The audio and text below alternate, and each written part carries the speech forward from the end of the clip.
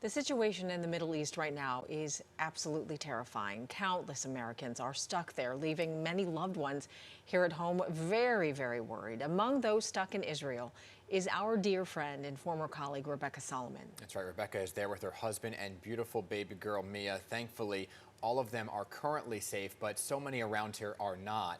And Rebecca is joining us live right now near Tel Aviv. So, Rebecca, good morning to you. Morning. I can't even imagine what you are going through. And this began over the weekend. We've been following you on your social media. It is so horrific what is happening around you. And it's getting worse each day, right? So tell us today what exactly you're experiencing. So I'll be honest, today it's silent here. And thank you guys for having me on, by the way. It's good to see family in any way I can at this point.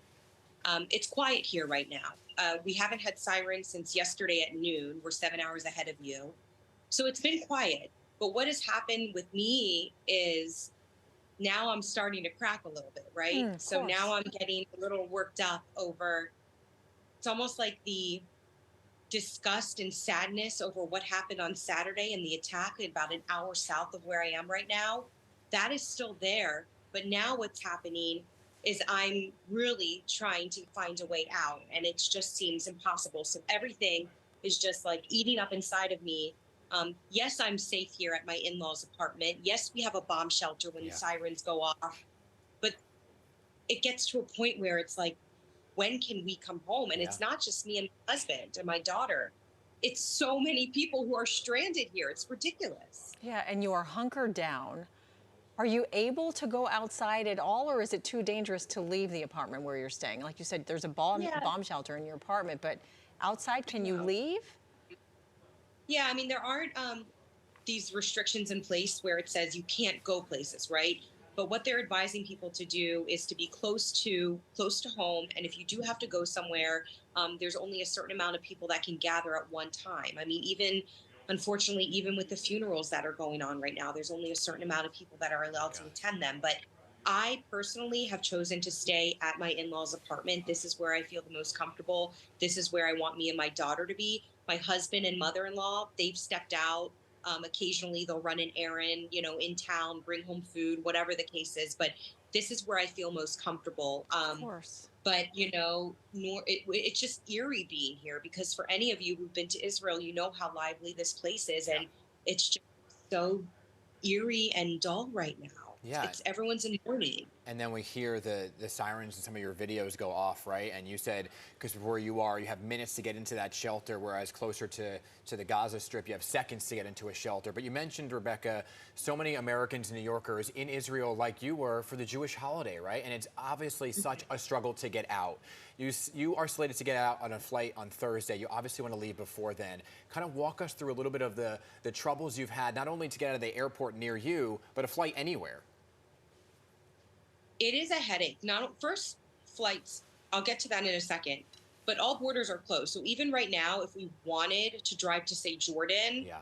or take a ship to Greece or what have you, borders are closed. So let's get to flights. This is a huge problem.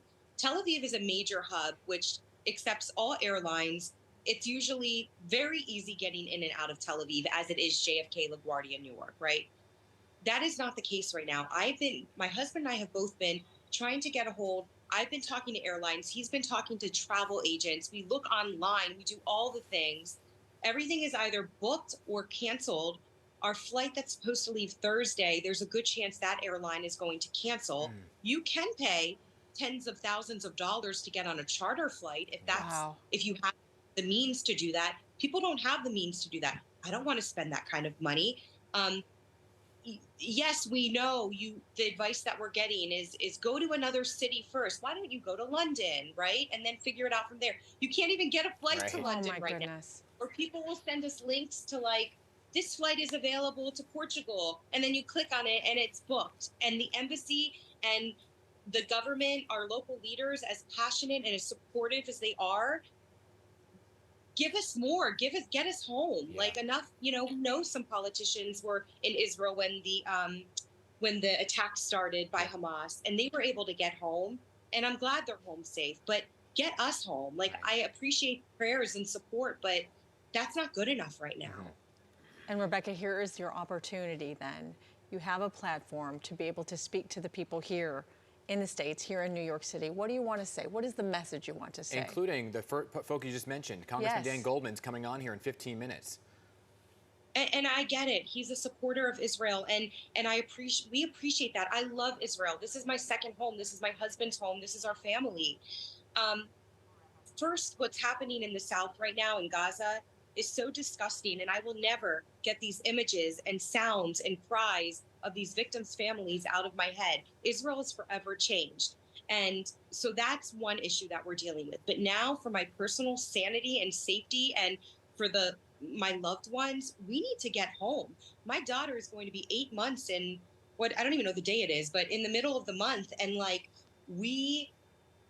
it's just mind-boggling how, when you're actually here firsthand and you're seeing the support coming from the governor and from the senators and the congressmen and representatives, and that's great. But like, why aren't planes here? We're talking about the United States of America, Delta, United, all of these American lines are shut down. It's just mind-boggling to me. El Al, they're still able to fly out if there's a flight. There's not, trust me, I checked. But El Al, the Israeli national flight, they're still flying. Get us home. Some people don't have thousands of dollars to get a charter flight to Cyprus. And then what do we do in Cyprus? Yeah. We just hang out there and hope that a rabbi will take us in, and then what? Like, do I even have enough diapers to last that long? Oh my goodness. That's not a huge issue. But it's all the things that I'm dealing with right now. Yeah, so many thoughts going through your head, Rebecca. We don't want to take up too much of your time here, but I appreciate you joining us this morning to talk about this. Continued safety to you and your family and all of the folks there where you are in Israel. And we will see you when you get back here to New York, whenever that may be, with one big hug for you when you get back. And our continued prayers for your safe return, Rebecca. We love you very much and hope to see you soon. Right back at you guys. Thank you. All right.